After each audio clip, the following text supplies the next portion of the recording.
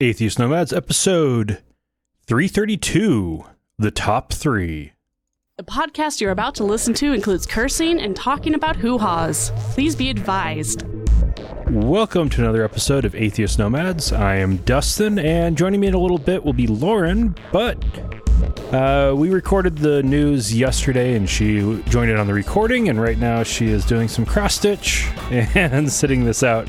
I do want to give another teaser on the new podcast, because it is, not only is the little teaser episode done, I'm not going to actually announce it yet, but it's in several directories, including Apple Podcasts, so we are on track for an on-time launch, and I will be doing the big announcement with where you can find it here in, I think, probably 2 weeks.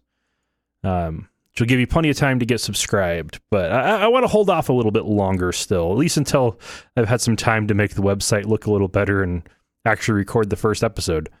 But we're going to go ahead and jump into Dusting Off the Degree, and we're returning to the series that I announced a few weeks ago, where we're going to be working through the largest religious bodies in the world. And this list is coming off of adherence.com that I'm working with, and the numbers on it, a lot of them are based on estimates. Some are a little more accurate. Some have overinflated numbers because some is self-reported, and some are just several years out of date. For example, they are linking to, for the Adventist Church is the only one where they actually link to where they get the numbers from, and it's from the Adventist Church's website. And those numbers are several years out of date, and also, regardless of which ones you're looking at, not particularly accurate. But considering none of them are all that accurate, it's still a valid list, because it's at least, your top 20 are still going to be your top 20, even if they are all pretty overinflated. And this isn't looking at the largest religions, this is the largest religious groups. So it has to be an identifiable religious body. The first three are all ones that most of you should all be familiar with, especially if you've been listening to this podcast for a while. But I do want to give a pretty brief overview of how big they actually are. Coming in first place is the Roman Catholic Church with, well, according to Adherence, 1.1 billion members, and according to Wikipedia, 1.3 billion baptized Catholics. One area where those numbers are pretty inaccurate is the Catholic Church doesn't actually keep track of what their numbers are. Yes, they do baptize people, and they baptize babies, and they record those names in logs at the churches, but they don't actually have a database keeping track of how many members they have. It is based on estimations where, like, for example, the entire country of Mexico is Catholic, according to the Roman Catholic Church. So they count the entire population of Mexico and the entire population of Latin America. With countries like the U.S., where it's not majority or officially Catholic, they go with what polling data suggests the numbers are and extrapolate out the math there. And in the U.S., it's somewhere around a quarter of the population. Somewhere between a quarter and a fifth are Catholic. So they're going to count between a quarter and a fifth of all 325 million people in the U.S. That's how they get to such a large number. If you want to talk about actually practicing Catholics, that number is grossly overestimated and is probably smaller than the next group. But that's not what we're counting, so we don't need to worry about that. Catholic Church, they're the biggest. Of course, it is headed by the Bishop of Rome, more commonly known as the Pope. He rules from a throne which is the Holy See. That is the name of the throne that he rules from, in the microstate of Vatican City. What's interesting is the Roman Catholic Church is the only religious organization that has membership or observer status in major international organizations like the UN.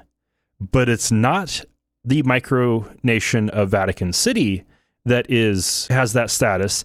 It is the Holy See, as in the throne, as in the Pope himself. Yeah, let that sink in for a little bit.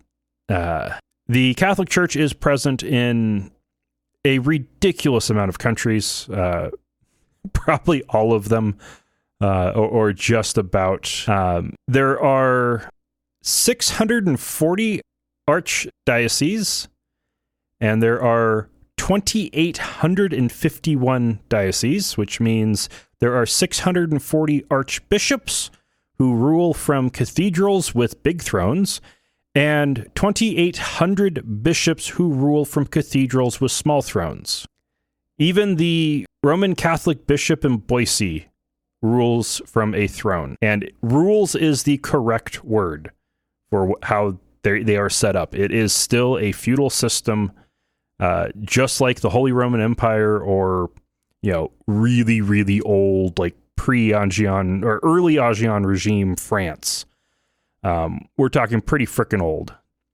There are 221,000 parishes, and it's a fricking insanely large organization, incredibly complicated, and as far as their particular theology, it's what you have with Christianity after everybody else splits off, and it turns out that's still the biggest chunk.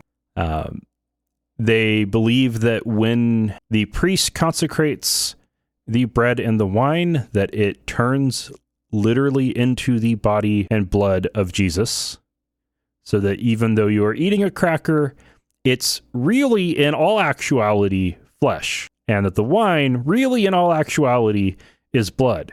Even though physically it is definitely still bread and wine, it's really flesh and blood, which is bizarre. The Catholic Church also venerates the Virgin Mary as the Mother of God and the Queen of Heaven. Interestingly, the Queen of Heaven is something that we talked about in a Dustin Off the Degree quite a few months ago, and that would have been God's first wife, Asherah. Apparently, they broke up back in the day, and he had to get a hot young virgin, and that would explain why the Catholics believe that she never had sex with Joseph. Catholic dogma is that Mary was a virgin her entire life. Guess once you've had God, you can't go back. And I've used the term dogma, and that is an important term because Roman Catholics do not have doctrine like Protestants do. They have dogma. It seems like they should be about the same thing, and functionally they are, except doctrine can be debated and dogma cannot. By the time something is dogma, it has been either held as part of Catholic tradition for so long that it can no longer be changed, or it has gotten the seal of the Pope and declared infallible. And the Pope is infallible, but only when speaking from his throne, which is just bizarre. And even then, it's only if he says he's being infallible, or if the church decides that it's infallible, and he can also be not sitting on his throne and say something and it's infallible, unless they say that it's not. It's just bizarre. There's so many really ancient, really old leftover stuff that the Catholic Church keeps trying to clean up, but not really wanting to, because the Catholic Church never wants to change. That's why they still haven't fixed the issue of priests raping children. The Catholic Church does not want to change. So I think we've done a good enough overview of that. Oh, and also, of course, worth mentioning is the Catholic Church does run the largest educational system in the world. That is largely because in a lot of countries that are officially Catholic, they do run all of the schools. And then you have countries like Britain and Canada, where the Catholic Church runs a lot of the schools. And then you have countries like the US, where the Catholic Church just has a shit ton of schools. And that applies to both primary, secondary, university, and advanced study. They've got a shit ton of schools. The Roman Catholic Church also has most of I don't know if it's necessarily most of the hospitals in the world, but they have a ridiculous amount of hospitals. In a lot of countries, they are the health system, basically. And, in the West, there's a lot of Catholic hospitals because they were the ones to set up hospitals before anybody else did. And the Roman Catholic Church was setting up hospitals before anybody else did. It was the idea of a hospital was an invention of the Hospitallers, the Knights Hospitallers, which was a Catholic order during the Crusades. So now, moving on to number 2, Sunni Islam. It is the largest denomination of Islam and includes somewhere between 87 and 90% of all of the world's Muslims. So they sit at around 1 billion people. Sunni and Shia are the two major branches, but Sunni is by far the largest. The biggest disagreement between the two groups is who was the rightful successor of Muhammad.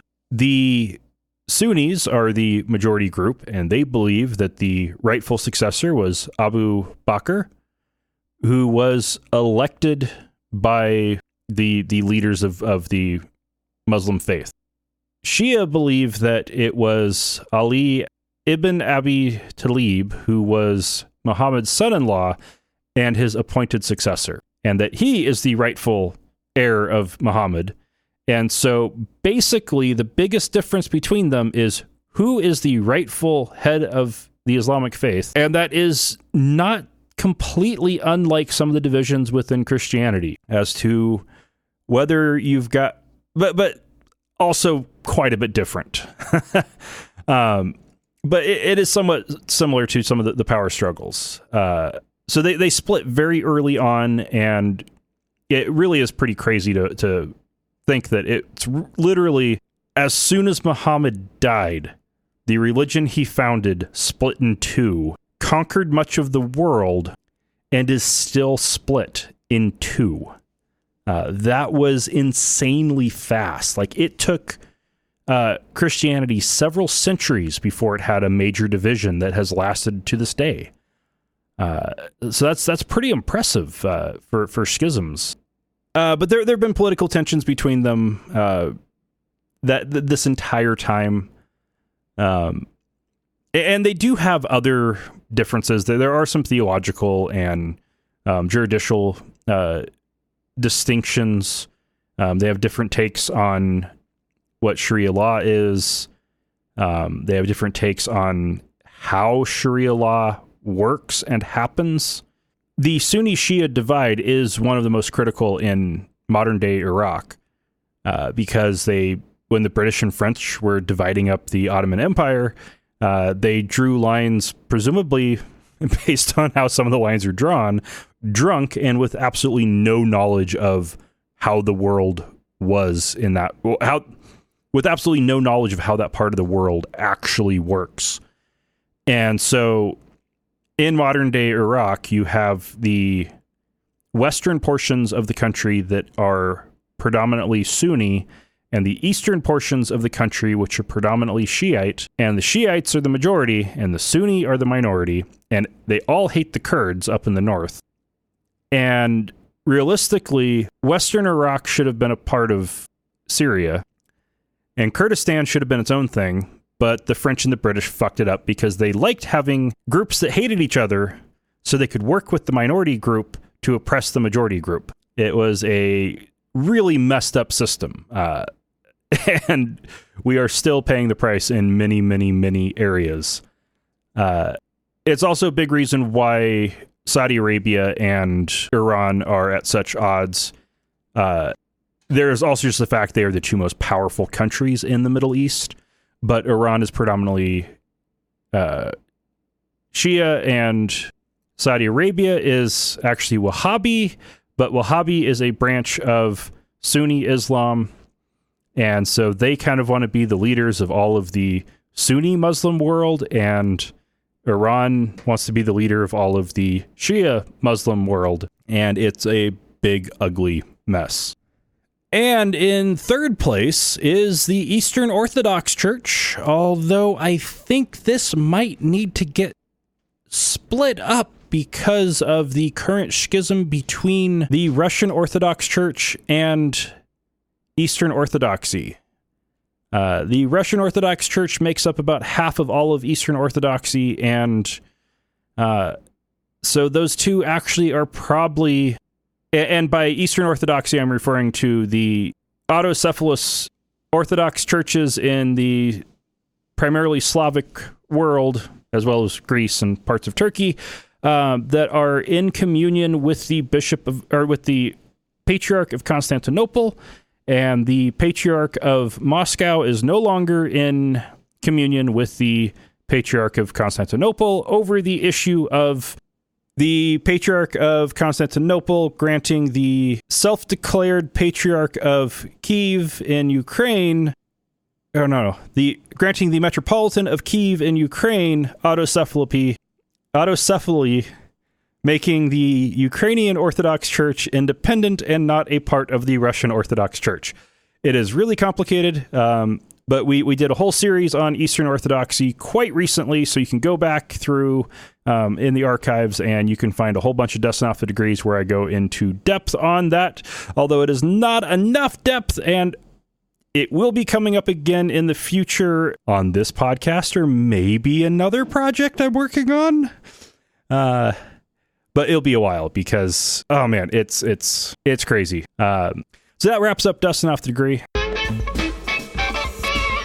And before we get to our coverage of the news, I do want to make sure that it is very clear that in a couple of these stories, we are criticizing horrible, horrible things that people have said and done. And there is a fair amount of problematic language that is used in what we are talking about. As a result of that, we have probably slipped up quite a few times and used problematic language ourselves. In some cases, that was intentional to be as part of the, making the point about how horrible it is what these people are saying. But in other cases, we might have just slipped up and gotten something wrong.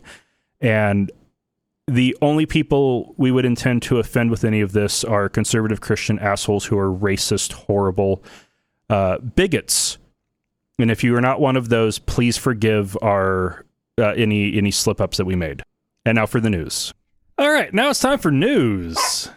So we're going to start off with Rick Wiles of True News. And yes, True News is spelled Trunews.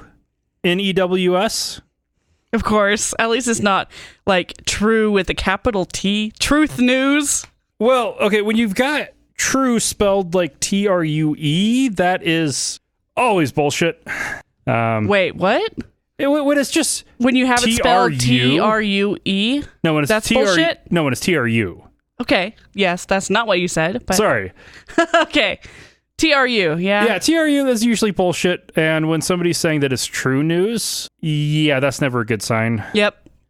If you have to preface the adjective for what you're doing as being true, it's probably capital T true, not actual true. Yeah. AKA fake. Not to be confused with capital T True, the character on True and the Magic Kingdom, or Magic Friends and Rainbow Kingdom and Mushroom Town. And we're very familiar with True. Thank you. Mm-hmm. In fact, it's on right now on mute to keep Kylie quiet. Yep. Because I'm pretty sure she has every episode memorized. Because, well, we have a 2-year-old, so yeah. No, I don't want notifications from you. The modern internet sucks sometimes. Yep.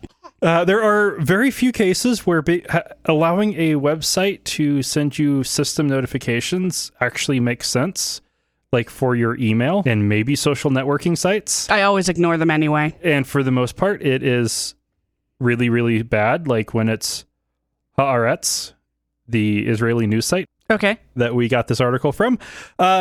So on True News, we have Rick Wiles. He is a televangelist. There's a shock. With a program called Godcast. Is it a podcast? It is a podcast and YouTube streaming. Okay. And part of what the episode of it that we are going to be sharing some bits from got them removed from YouTube.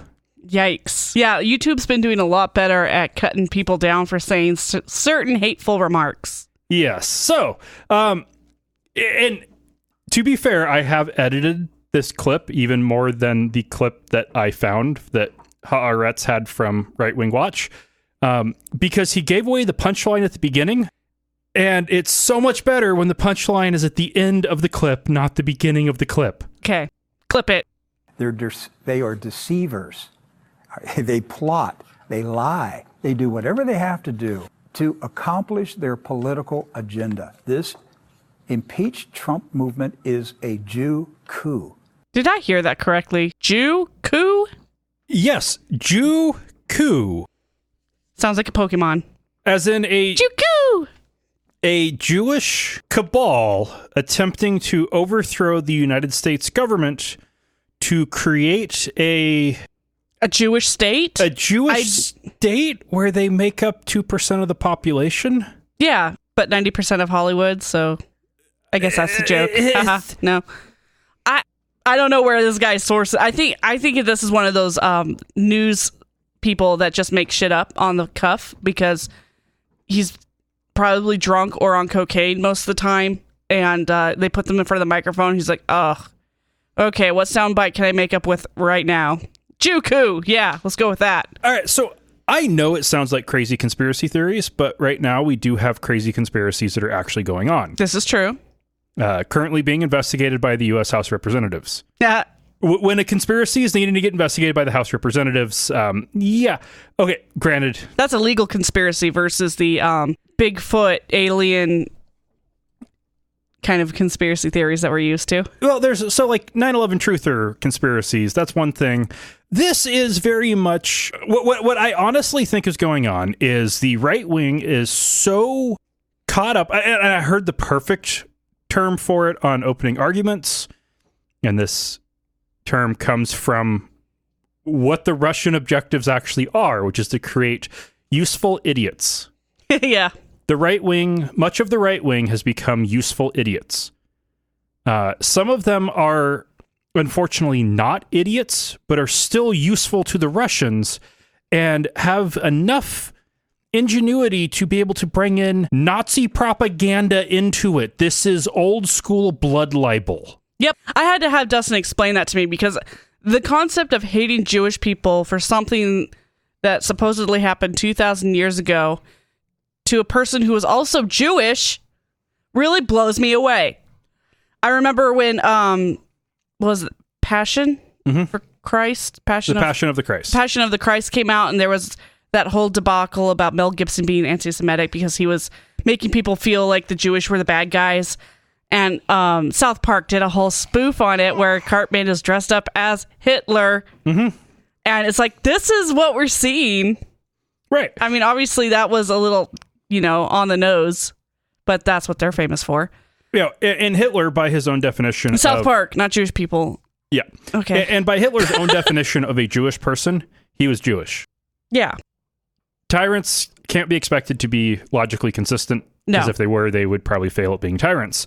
Heck, that's where Barack Obama went wrong. He tried to keep logically consistent. And when you're trying to be logically consistent, it is very difficult to try to wrest control from crazy batshit useful idiots of Russia. Yeah. That currently make up what seems like a large portion of the Republican Party. Yeah, at least the leadership. I hope I'm wrong, but I'm giving the average Joe the benefit of the doubt that they really are just being spoon-fed crap and they don't know any better.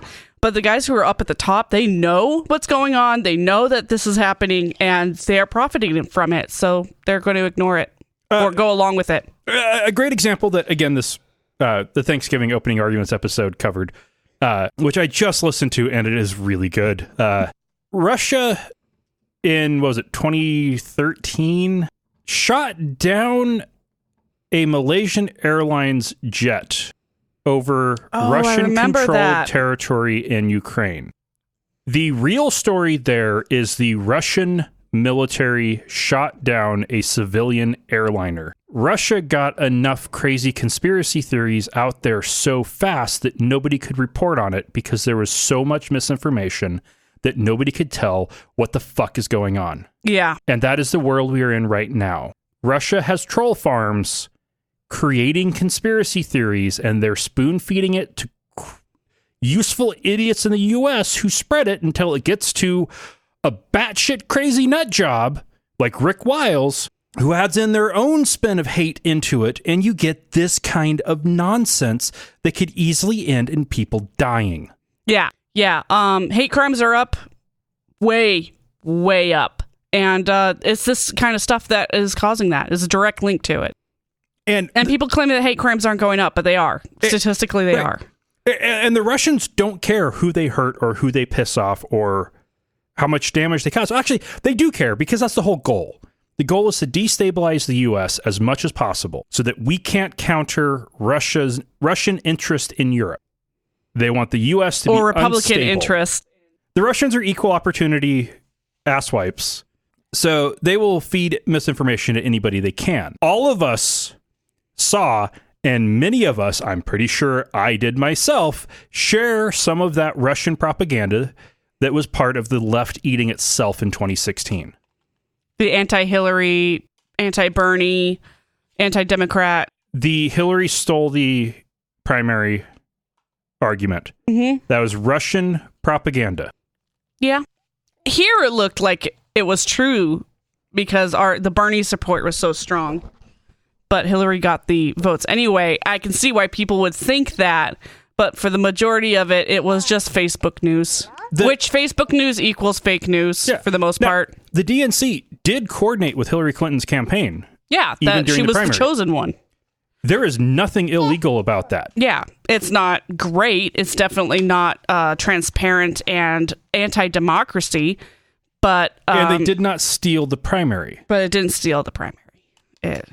But the Russians wanted the left to eat itself, so they found the most passionate and not disenfranchised, but disillusioned people on the left and turned them on the rest of the left. Yeah.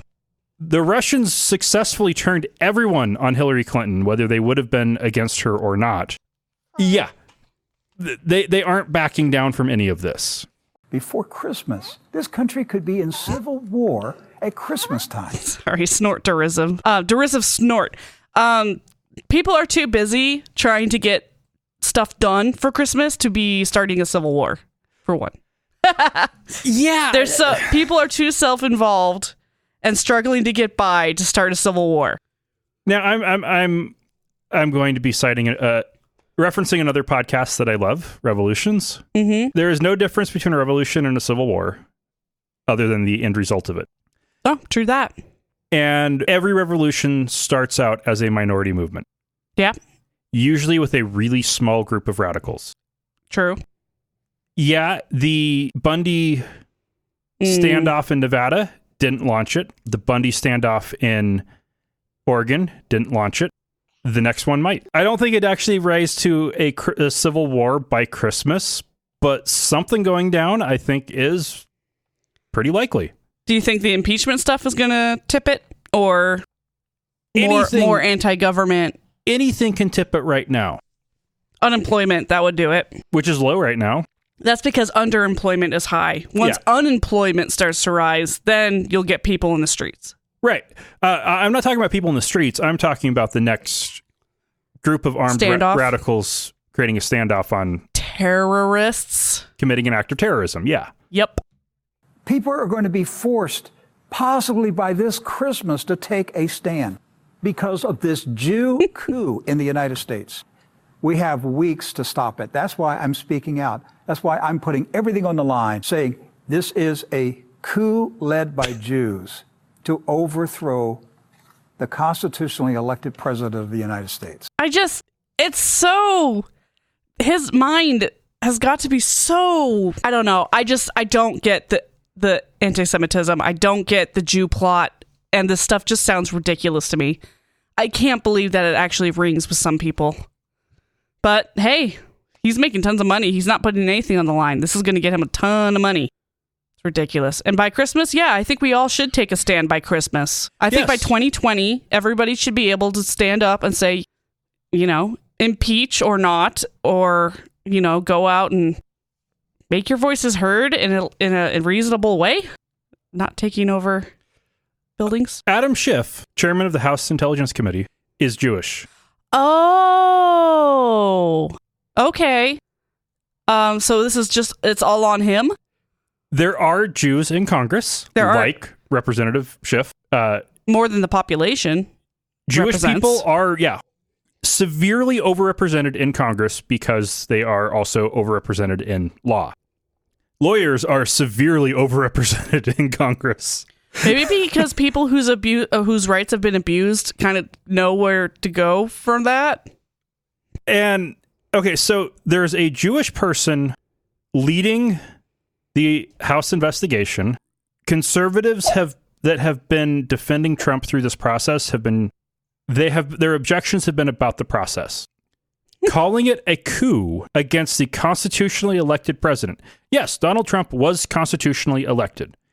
He successfully got enough enough electors from the various states to have a majority in the Electoral College, and the Electoral College vote was accepted by Congress.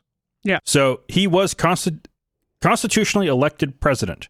The Constitution also allows for investigating, charging, convicting, and removing from office corrupt politicians for high crimes and misdemeanors. Yeah. The explicit and exact reason this is there is to make sure that you don't have somebody abusing the power of the presidency, to make sure that he has no chance of losing re-election. Yeah.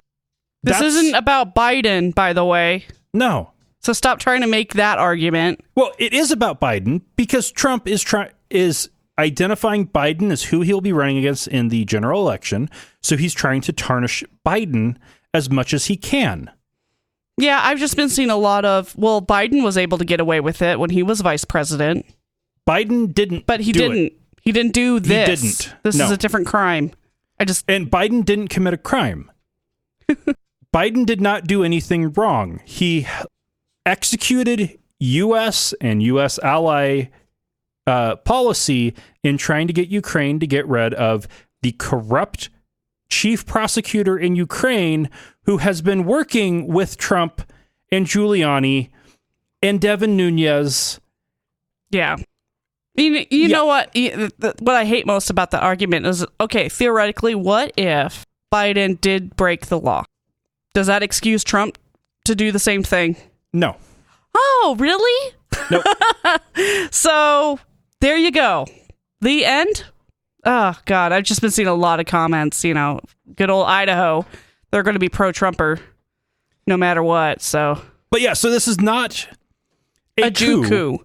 Because a coup also has a very specific meaning. That is when a group of armed people, usually military, overthrow the government and institute a dictatorship. In nearly every case, a coup has been military. It's really hard to get one without the backing of the military. Not unless you have some kind of weird monarchy and you go back a couple hundred years and families were fighting. But in the modern world, coups are all... And even with the old monarchies... There were people armed. The monarchs were the warrior class. Yeah. They were part of the warrior class. It was their armies. It was whoever had the bigger army won. In modern coups, it's a general or colonel gets enough troops together that agree and decide the president and Congress need to go, overthrow them, and take over. That is not what this is. Right. And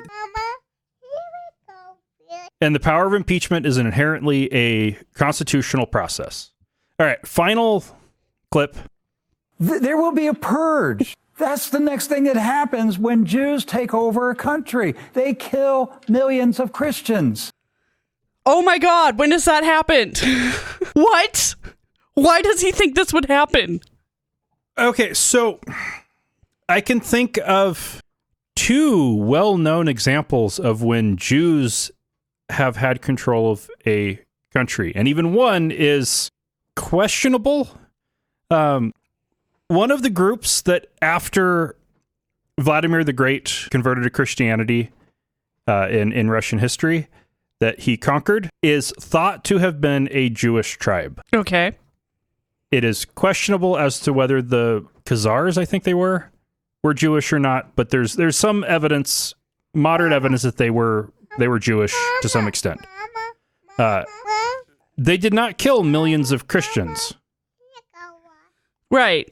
So in your other example, did this happen? The other example would be the modern state of Israel, where, yes, the state of Israel, which has been backed by the U.S., slightly stronger by conservatives in the U.S. than by liberals, but uniformly backed by the U.S., yes, they have killed thousands, definitely, maybe even hundreds of thousands. Tens of thousands, maybe. Tens, yes, probably tens of thousands of Palestinians. Cool it on the decimal points there. Hundreds of thousands is not likely. Millions is definitely not likely. Palestinians are about 1/3 Christian, about 2/3 Muslim. So yes, that is a case where Jews have killed Christians. One case. Yeah. How many times have Christians killed Jews? Well, let's not do you get want into to talk that. about the Spanish Inquisition, the Russian pogroms, no one expects the Holocaust? See, it doesn't work, dude. You try to play the victim, but it doesn't, historically isn't accurate. Sorry. Christians have definitely, absolutely killed millions of Jews. Jewish people have not ever killed millions of Christians. And they wouldn't do it here. Nope. Okay. All right, let's move on to some lighter news. Okay. We've got Chick-fil-A. What's the update on Chick-fil-A? All right, so we've had them back, being a flagrantly Christian chicken fast food joint. Yep. They still have Bible quotes on their cups. Yeah, just like In-N-Out Burger. It also has Bible quote, but they just have a verse on their cup. They lost the fight with Popeye over National Sandwich Day. They then stopped their support of Salvation Army and the Fellowship of Christian Athletes. Okay. It was their support of those two organizations that got attention on Chick-fil-A as being anti-gay, because they were supporting two Christian organizations that are anti-gay. Yeah, and unfortunately, it's kind of a thing where if you support somebody doing something, you're just as guilty. It has now been found that they have also been donating money to the Southern Poverty Law Center. Really? Which identifies anti-gay organizations as hate groups. Yeah. And was that them trying to make up for the other donations? Is this new, or have they been doing this all along? They did that in 2017. Okay, so fairly new. Fairly new, but not that new. Oh, right. It's 2019 now. Yeah. Okay. 2 years ago, they did. So conservatives are absolutely pissed. Yeah. So conservatives hate them. Liberals hate them. And not only are conservatives pissed, but they're talking about boycotting. And as Ted Cruz put it, they have the restaurant has badly lost its way. Millions of Christians have been proud of Chick-fil-A's courageous stance for religious liberty. To fund those who hate your customers is just sad. Well, maybe you shouldn't have such hateful customers, for one. But yeah, and then, of course, then there's also the fact that they're not supporting these other charities anymore. So now they're getting this boycott. And I don't know, is this a time for people like you and I to go get a chicken sandwich in support of them dropping that? Or are they still feels dirty? Okay, so I am going to not hold back anymore on conclusions that felt a little too conspiratorial. Russia, this is exactly what Russia wants. Chick-fil-A. Wow, what? This is what Russia wants. This took a turn. Yes, it's what it wants. Are you saying that Russia orchestrated this? Oh, okay. I'm saying this is what Russia wants. Russia wants everyone to hate everyone. They don't care what discord they create, but they are fueling rage. Yeah. And when you fuel rage, you get more rage. Yeah. So you can't necessarily say Russia is behind any of this, but this is exactly what Russia wants. and bringing down a chicken restaurant because liberals are still angry at them and conservatives now hate them. Seems like a really trivial thing to get upset about, but it's American culture. But what Russia wants is for everything to be partisan. Yeah. They want everything to be one side against another. They don't want anything to just be. Right. This is the United fucking States of America. Fast food restaurants are fucking fast food restaurants. There aren't conservative fast food restaurants. There aren't liberal fast food restaurants. Yes, there are some that are going to print fucking stupid Bible verses on their cups. When was the last time you had a Chick-fil-A sandwich? I have never had Chick-fil-A. And why is that?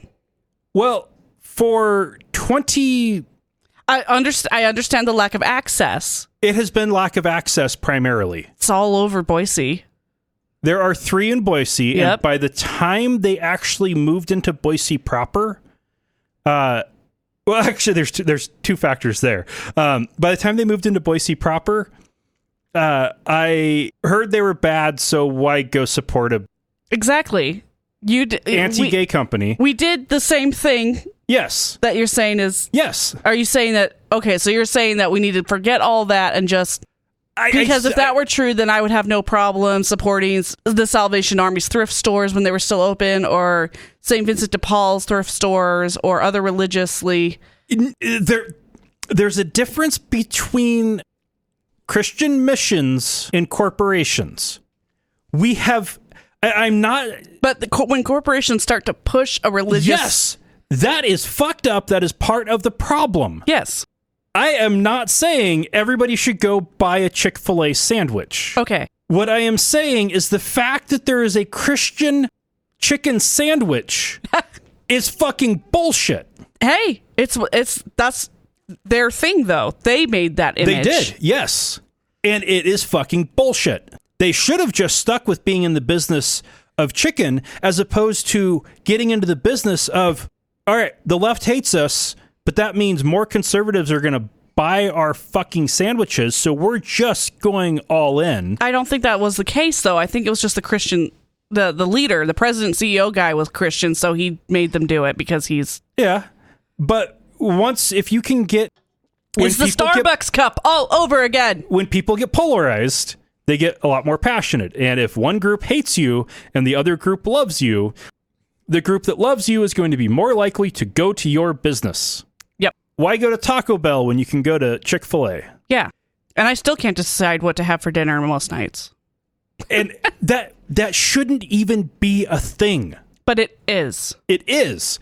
It shouldn't be. Doesn't matter because it is. Back to a place in America where restaurants are restaurants and corporations are corporations, and they aren't people and they aren't religious. But their images have always been very let's say, patriotic, pro-American. This is the American dream. This is the American way. That in itself has been used by just about every restaurant out there. Right. And there is nothing about America that says it has to be religious or conservative. True. I'm just saying that's marketing. That's yeah. Oh yeah. And if you whatever. Yes, I agree, but saying it shouldn't be like that doesn't help. No, but it's a good vent. Yeah, I've got some anger. Yeah, you didn't get to spatchcock enough, did you? That was too easy. You should have CPR'd it like you did last year. Okay, last year with both of the turkeys, I pressed down on those ribs until I think I'd probably cracked every single rib more than once, and I didn't need to go that far. Yeah. I tried to flatten the bird into a pancake. You don't need to go that far when spatchcocking, but you should always spatchcock your turkeys. Oh my God, so good. Plus it's fun to yell out, spatchcock. All right, in Utah, a substitute teacher who has now been fired by Kelly Services because in Utah, they contract out substitute teachers. Thank you, Kylie. Yeah, it's not that the district vets people who are going to be on the substitute list. It's Kelly Services. I think even Idaho does some basic.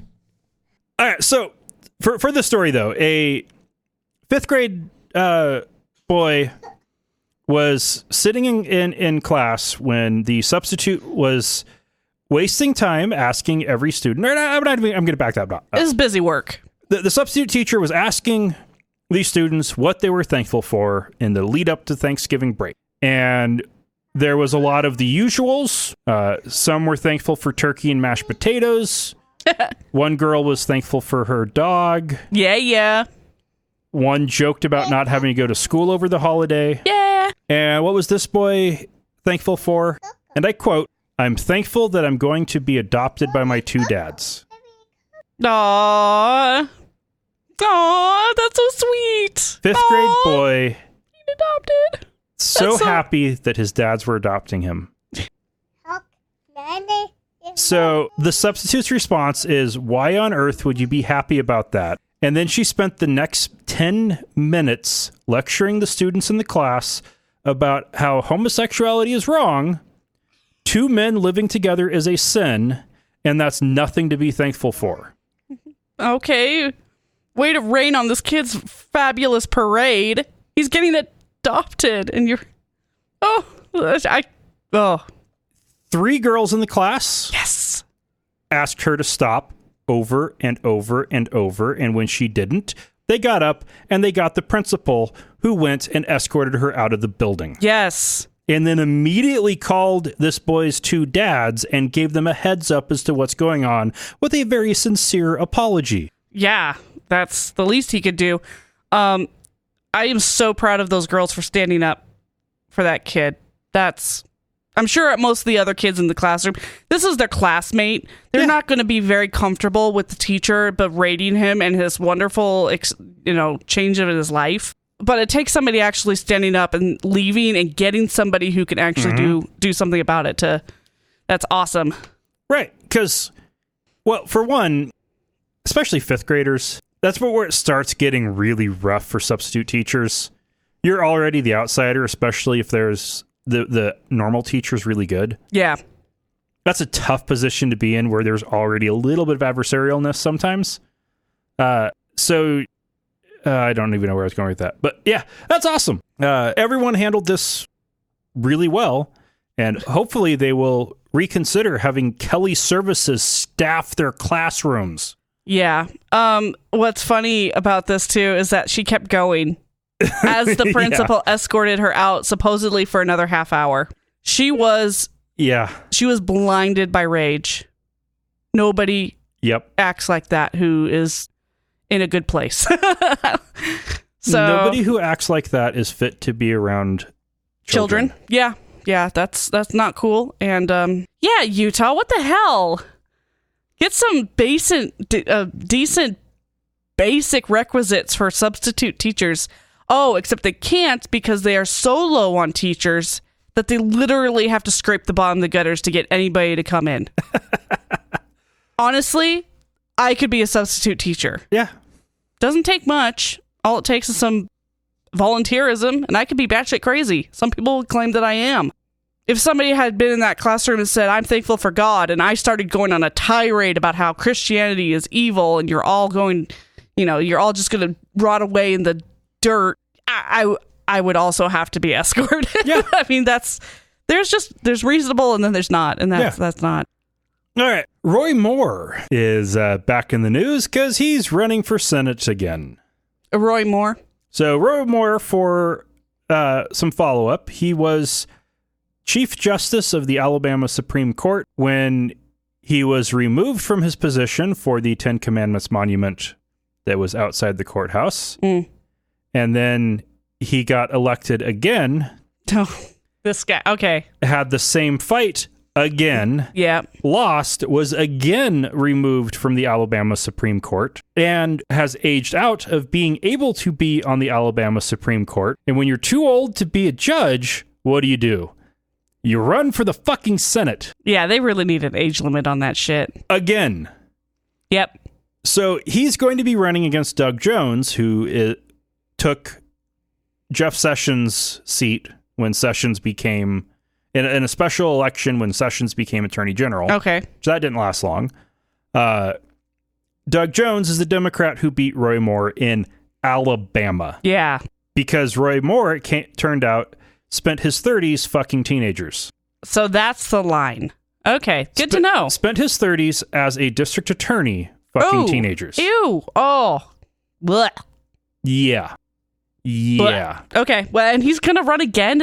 He's running again. Does he just have too much money that he just needs to throw it away on some pet project and this is his?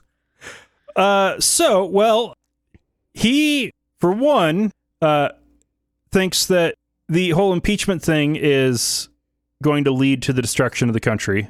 Okay. He thinks that the Democratic Party does not represent the conservative values of Alabama.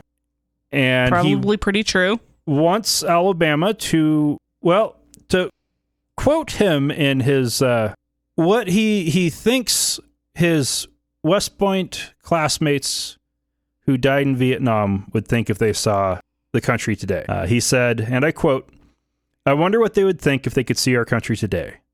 We've got to go back to what we did back in the 60s and 70s, back to a moral basis.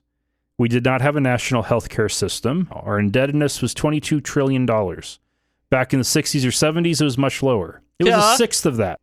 Abortion was not legal when I went to Vietnam. It was passed later. It was okayed later. We had abortion laws in our country and our state. We did not have same-sex marriage. We did not have transgender rights. Sodomy was illegal. These things were just not around when my classmates and I went to West Point in Vietnam." Skipping ahead a little bit. It makes you really appreciate the now. Oh, yeah. Our education system, that is something that really gets me, because back when I was in school in 1965, we had prayer in schools. We had prayer before our football games. The Ten Commandments would be displayed in school until 1980. In 1980, when the Supreme Court outlawed it. They said if posted copies of the Ten Commandments have any effect at all, it would cause children to read them. Meditate on that, perhaps, to venerate and obey them, and this is impermissible under the Establishment Clause. I'm going to tell you that it's not impermissible to view the law upon which our nation is founded. We had the Pledge of Allegiance. We had morning devotionals. Ew. And then the last line I'm going to go with, we are continually under attack from atheists and secular humanists who want to take those laws from us. Yeah, because those laws are wrong. He just listed everything that's good about right now versus the 60s and 70s. And that's hilarious considering how people treat vets nowadays. Yeah. Yeah. He is. Including his venerated president. He was on the Supreme Court of Alabama. Oh. Head of the Alabama Supreme Court. Yeah. Twice. No wonder Alabama's so backwards. He wants to go back. Got a lot of catching up to do. He wants to go back in time. Yeah. That's okay, boomer. they think, that's kind of everybody's always done that. Everybody's always wanted to go to their heyday. Mm-hmm. And that's going to mostly probably be in their 20s. Or, how they remember their school being. Yep. It's not the modern world, so how can you expect that to work? He wants to go back in time 50 years. No, actually, he wants to go back 60 years. He wants to go back to a time when men wore suits and women wore dresses. Yep. And if a man was in a dress, he could go to jail. Yep. He wants to go back to a time... Well, men didn't wear dresses back then. That stuff just wasn't around. Right. Right. He wants to go back... The laws create the problem, don't you see? If we didn't give transgender people rights, then they wouldn't exist. Yes. That's how he thinks. He wants to go back to a time when women are dying of coat hanger abortions. Yep. He wants to go back to a time when there were colored drinking fountains. Yeah. Yeah, he does. He's a bad person. Yeah. He's a bad, hateful person. Yep. Which is fine until they actually, get into office. Let's just leave it. Yeah. What happens in your house stays in your house. Well, under the natural order of things, society progresses, and some people resist that progress. And as they age and that progress continues, they get angry and bitter, and then they die. I also think they go senile, and that has a lot to do with it. Oh, yeah. But we're also at a time when what happens is they get angry and bitter and senile and then run for Senate. Yeah. Because that's a great time to run for Senate. Yeah. But if Donald Trump has taught us anything, when you're around 70, you're not too old to get into politics. Nope. Pope Francis has acknowledge that there is corruption in the Vatican. Newsflash! Yeah. That's a huge step for the Pope to finally admit that the church is not infallible. There have been enough issues that have come up that has been made it a little difficult for them to actually keep the Italian authorities out. That, okay, granted, not really difficult, but there have been enough issues that have been very public with mishandling of money that they've had to launch an internal investigation, and the conclusion he's come to is, yeah, there is corruption there. Yep. That doesn't say what he's going to do about it. Nope. Or that, that there needs to be change, or that it needs to be fixed. It's like, yeah, there is corruption. That's how we run. That's just, we're having the exact same argument in our government right now. Mm-hmm. It's like, yeah, that's normal business. It's like, no, it shouldn't be. And it's also not. In our government, bribing foreign officials to interfere in our elections is not a normal thing. Right. And we don't want that to be a normal thing. But to bribe foreign officials to benefit the U.S. is a normal thing. National interest versus personal interest. That is the difference. I don't think it's right either way. Jesus. Yeah. But here we are. Yeah, we're corrupt. So what? Yeah. For our final news story, we have the newest hit viral wellness influencer bullshit. Okay. Perineum sunning. There's some variation in it. It's not just perineum sunning, which, if you don't know what the perineum is, it is the space between either your scrotum or vagina and your rectum. Let that sink in. That is the part that, more than anything else, is where the sun don't shine. Yeah. And so this idea is that if you expose it to the sun for 15 minutes, that it will generate more vitamin D than you could get all day normally clothed outside. Okay, so we have super sensitive, magic photosynthesis cells near our butt. Some take it further to that, basically, yes, that you need to get the sun's energy, but you can only really get it from your perineum. Okay, no biological or scientific basis for that whatsoever. Nope. Some are going a little bit more, going the other way with it, where it's sunning your vulva will get you super vitamin D power and energy. Oh, like people who put alcohol in their butt or up their vagina and get drunk super fast? Yeah. So it's like doing that with sun? Yeah. And what is one of the most preventable kinds of cancers that we have in the world? I'm guessing you're going to think of skin cancer. Skin cancer caused by the overexposure of sun. Technically, all the sun you need to get your daily quantity of vitamin D is your forearm. So your arm, basically from elbow to wrist, exposed for 20 minutes a day. Now, to be, fair, most people don't do that. Right. Especially this time of year where it's getting colder here in the U.S. and long sleeves and everything gets covered. And cloudy days and less sun. And yeah. So It's okay. I fully support taking vitamin D supplements in the winter if you're a person who benefits from it. Because there's a lot of people who don't. Yeah. If you don't feel the change, don't bother doing it.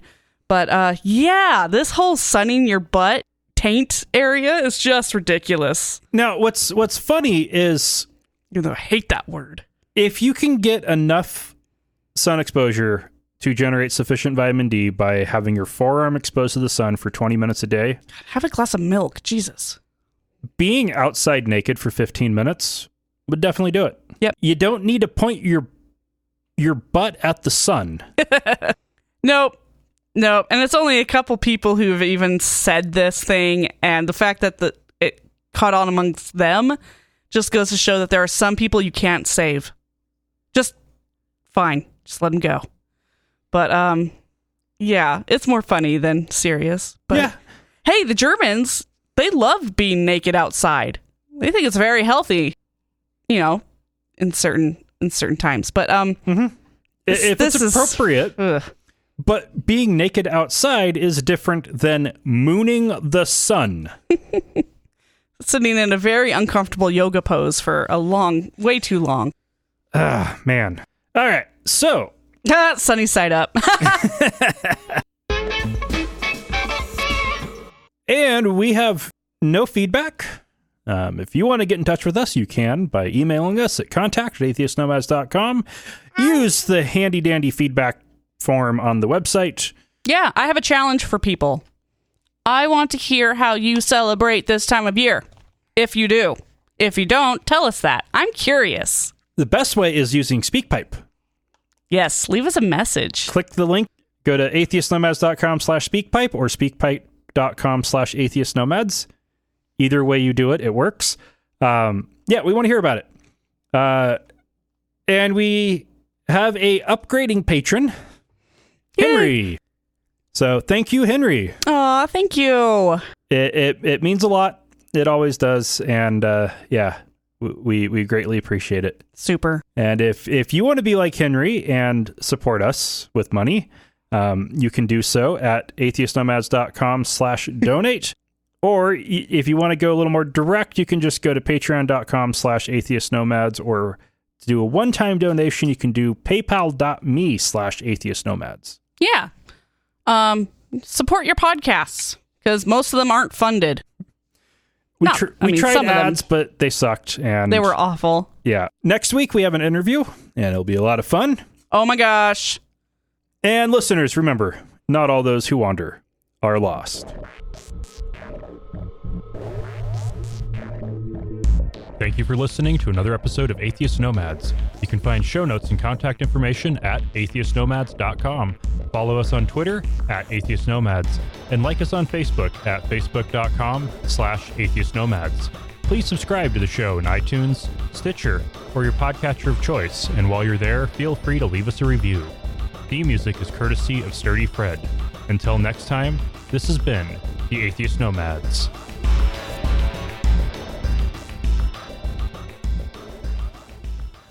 Yeah, that's, I mean... But I tell me how weak her phone. It's the phone, no, not phone. Not the hello, the phone. No, head to the phone, hello to the phone. Thank you for that input, Kylie. Yeah. All right, next clip. Oh, but Civil War, I really hope... I don't think... Mama, Daddy. It's Sherry and Daddy. Worried. Daddy, sleeping with Daddy. Yep, Daddy's trying to talk. And Mama's trying to talk. I don't think it's going to happen.